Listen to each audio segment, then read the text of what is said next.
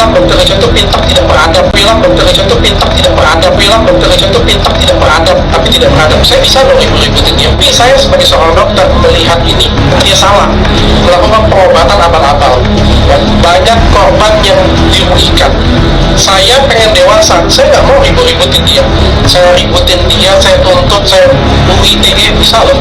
Nanti akan saya bawa juga dokter spesialis penyakit jiwa di podcast saya, supaya kita bisa nilai yang mana yang benar-benar sakit jiwa atau dukunnya yang sakit jiwa.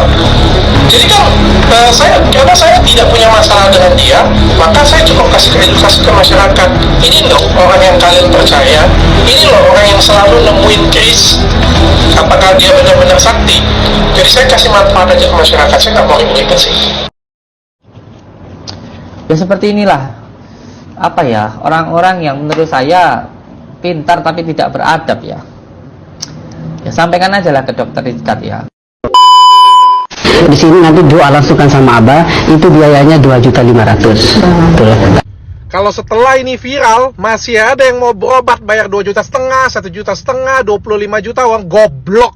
Goblok abis goblok, yang nggak tahu lagi aku ngomong apa. Ya bego lah. Ya kalau ada yang ngomong, tapi kan kalau misal pergi ke dokter dicabut pakunya juga mahal kan. Ya dokter itu sekolahnya tinggi, Pak. Dokter itu sekolahnya lama, minimal 6 tahun.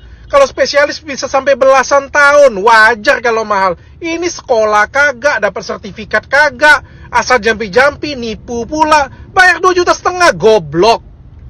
Ya, sorry ya Mang Udin ya, sorry ya. Jadi kalian semuanya tolong deh yang waras dikit. Ke dokter di Indonesia aja nggak semahal itu tarif dokter di Singapura itu.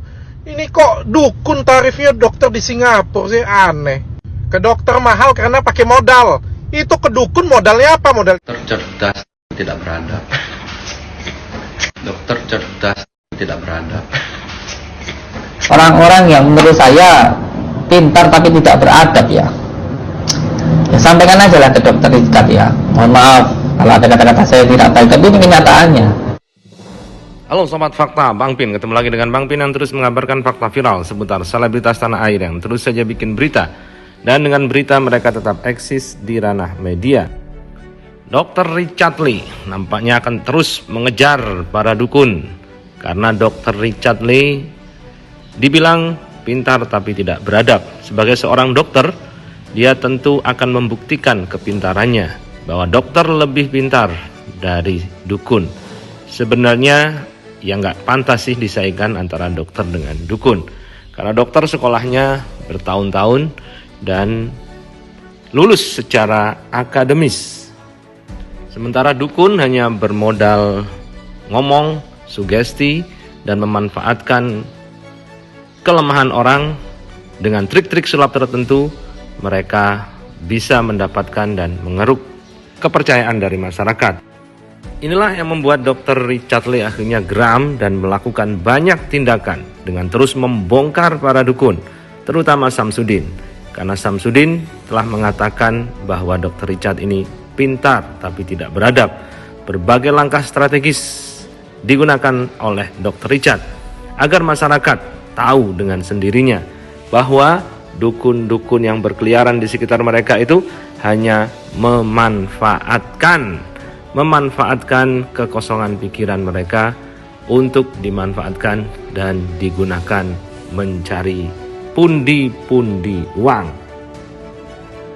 Setiap penanganan khusus santri dapat 100.000. dari 6 juta tadi cuma 100.000. Iya. Yang namanya lurah kan dianggap tangan kanannya si Udin. Oh, pegangannya itu pejabat desa ya? Ya.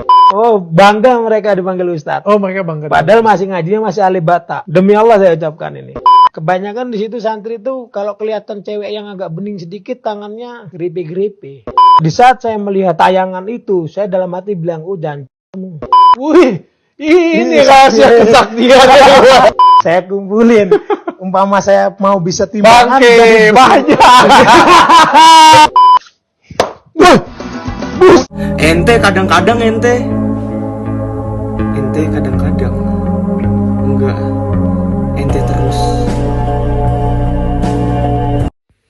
Nah begitulah, Dr. Richard akan terus melangkah Meskipun banyak diserang oleh para dukun dan kini dilaporkan ke polisi oleh pengacara Firdaus Oiwobo karena menganggap dia menayangkan podcast tanpa izin dari para dukun dan menganggap menghina dan menjebak profesi para dukun, Dr. Richard Lee semakin tidak mundur.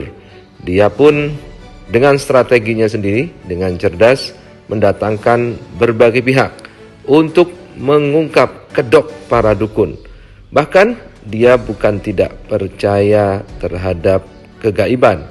Dia mengundang praktisi seperti Ustadz Faizar dan lain sebagainya yang dia undang. Dan akhirnya Dr. Richard Lee juga akan mengundang pakar kejiwaan atau dokter jiwa untuk menganalisa penyakit kejiwaan dari para dukun.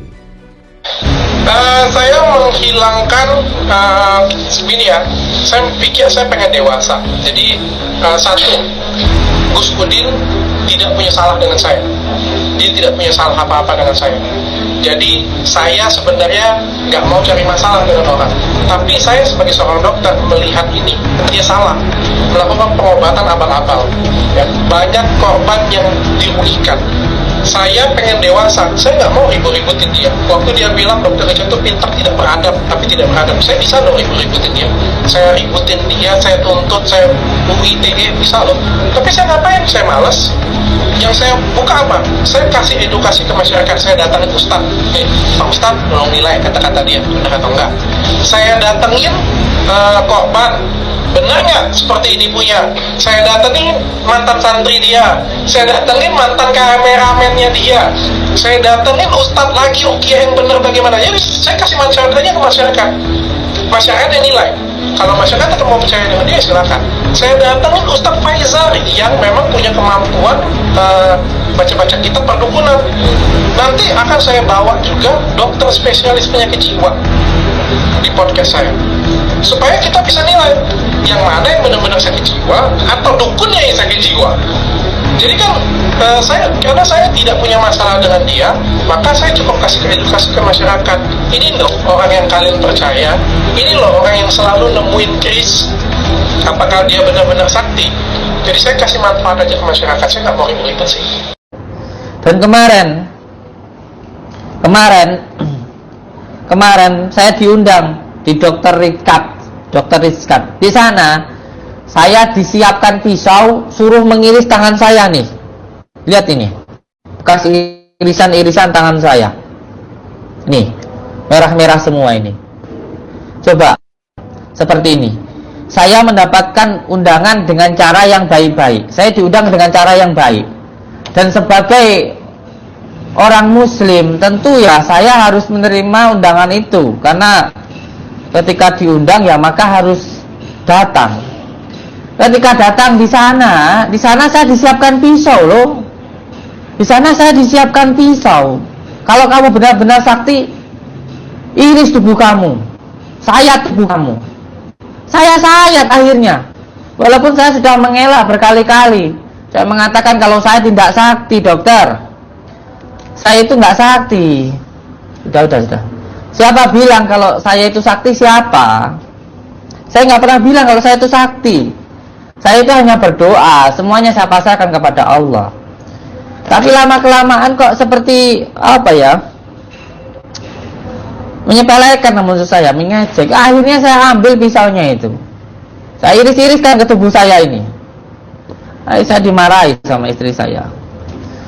Seolah-olah kalau saya meladeni, saya seperti sombong, tidak dilayani, kira tidak berani. Ada videonya nanti ditampilkan. Ya seperti inilah apa ya, orang-orang yang menurut saya pintar tapi tidak beradab ya. Ya sampaikan aja lah ke dokter Rizkat ya. Mohon maaf kalau ada kata-kata saya tidak baik, tapi ini kenyataannya. Saya menerima undangan panjenengan dengan penuh sopan, sangat menghargai panjenengan, kan gitu. Sampai di sana disiapkan pisau. Astagfirullahaladzim. Ya sudahlah, itu urusan beliau.